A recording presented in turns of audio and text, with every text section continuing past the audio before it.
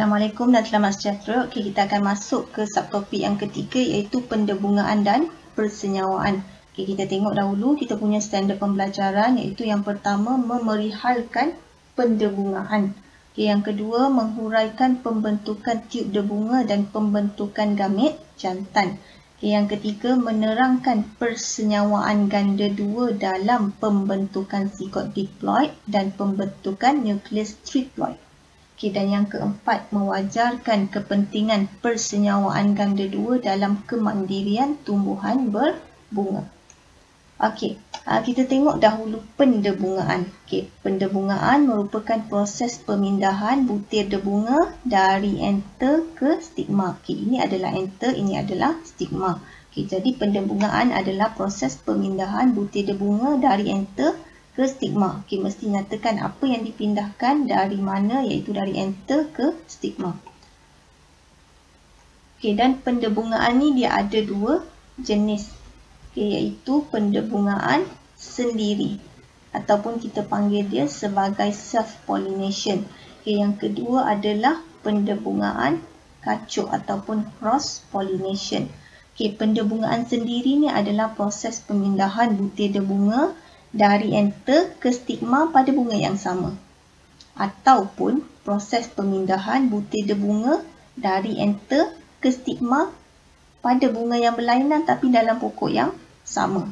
Okey, manakala pendebungaan kacuk ialah proses pemindahan butir debunga dari enter ke stigma pada bunga yang berbeza dan pokok yang berbeza, tapi mesti dalam spesies yang samalah. Okey, kita tengok pembentukan tiub debunga dan pembentukan gamit jantan. Okey, seperti yang cikgu pernah sebut sebelum ni, okey, enter ni dia ada kantung kan. Okey, bahagian luar ni dia terdiri daripada kantung.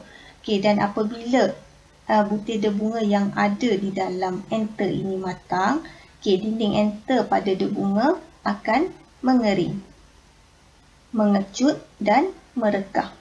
Okey, jadi bila dia pecah, okey, debunga akan dibebaskan daripada pundi debunga itu. Okey, dan kita akan nampaklah ada debunga-debunga terbentuk di bahagian luar enter itu. Okey, kita tengok pembentukan tiub debunga dan pembentukan gamit jantan. Okey, selepas proses pendebungaan, apabila butir debunga ni dah mendarat pada stigma, okey, butir debunga ni akan bercambah. Okey, membentuk tiub debunga. Okey, macam mana dia boleh bercambah? Sebab pada stigma ni dia ada macam rembesan, dia akan keluarkan rembesan bergula. Okey, rembesan tu dia akan merangsang tiub debunga ini untuk bercambah menghasilkan tiub debunga. Okey, dan kalau kita tengok di bawah mikroskop pada butir debunga yang kita letakkan pada larutan sukrosa, kita akan nampak butir debunga ni akan bercambah. Yang awak nampak panjang-panjang ini adalah tiub debunga. Okey, dalam butir debunga seperti yang kita belajar sebelum ni, dia ada dua nukleus kan. Okey, satu nukleus penjana, satu nukleus tiub. Okey, apabila tiub debunga ini terbentuk, okey, nukleus tiub dia akan berada di hadapan. Dia akan berada di hujung tiub. Dia macam tourist guide lah. Okey, manakala nukleus penjana, okey, dia akan membahagi. Okey, menghasilkan dua gamet jantan. Okey, dia membahagi secara mitosis untuk menghasilkan gamet jantan. Okey, dan tiub debunga ni dia akan tumbuh ke arah ovule. Dia akan dia akan tumbuh ke dalam stil ni, pergi ke arah ovule. Okey, seperti yang cikgu sebut tadi, nukleus penjana dia akan mengalami mitosis untuk hasilkan dua gamet jantan. Okey, bahagian hujung tiub debunga ni dia akan rembeskan enzim untuk terus mencernakan tisu yang ada pada stil ni. Okey, macam mana tiub debunga ni dia tahu lokasi ovule? Okey, kalau awak masih ingat, okey, pada undi embrio dia ada sel yang kita panggil dia sebagai sel sinergit. Okey, sel sinergit ni adalah sel yang akan merembeskan bahan kimia. untuk membantu nukleus, untuk membantu tiub debunga ni pergi ke arah ovule tadi. Okey, jadi apabila tiba di ovule, tiub debunga akan menembusi mikropil. Dan nukleus tiub yang ada ni akan merosot. Jadi kedua-dua gamit jantan boleh memasuki pundi embrio. Ini adalah pundi embrio. Apabila tiub debunga ni dah sampai ke bahagian ovule, ujung dia akan pecah. Dan nukleus tiub yang ada di bahagian depan tu dia akan merosot.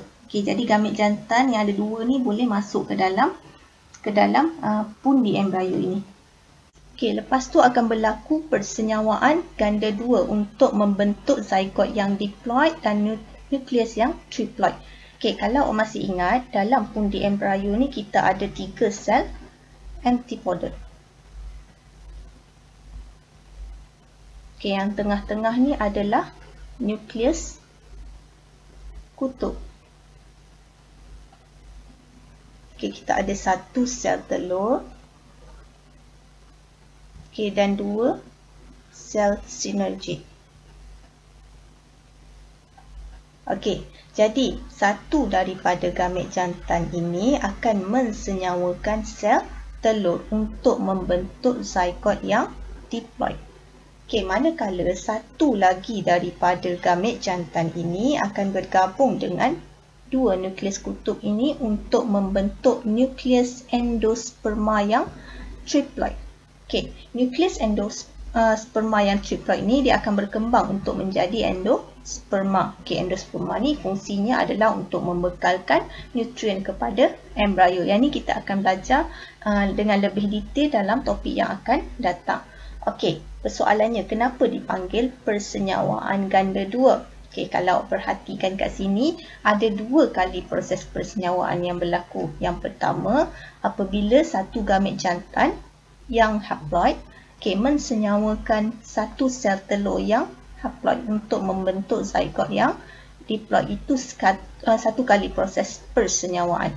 Manakala 1 kali lagi berlaku apabila gamit jantan bercantum dengan 2 nukleus kutub.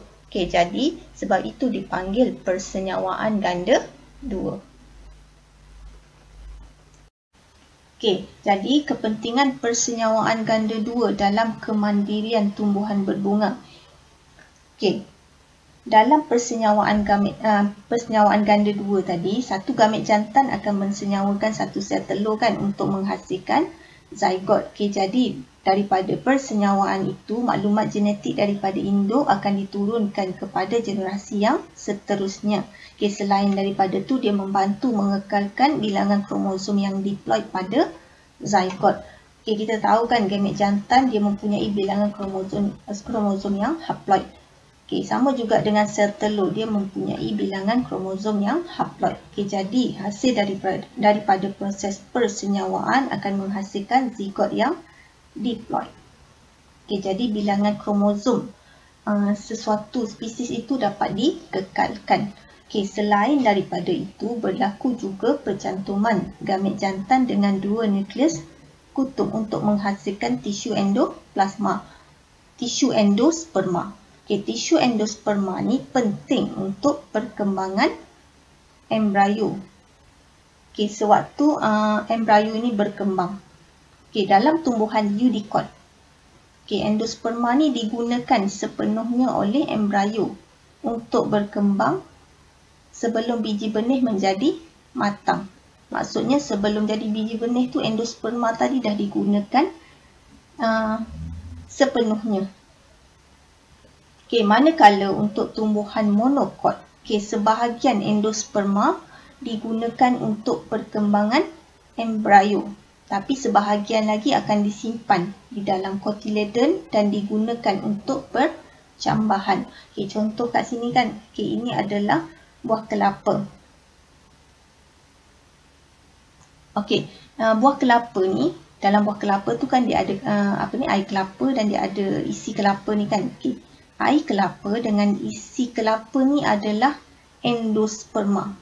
Yang mana endosperma ni akan digunakan oleh kelapa ni ketika proses percambahan, untuk membekalkan nutrien ketika proses percambahan. Okey, jadi itu sahaja untuk topik pendebungaan dan persenyawaan. Okay, nanti kita akan sambung lagi dengan topik perkembangan biji benih dan buah. Okey, itu sahaja untuk setakat ini. Terima kasih.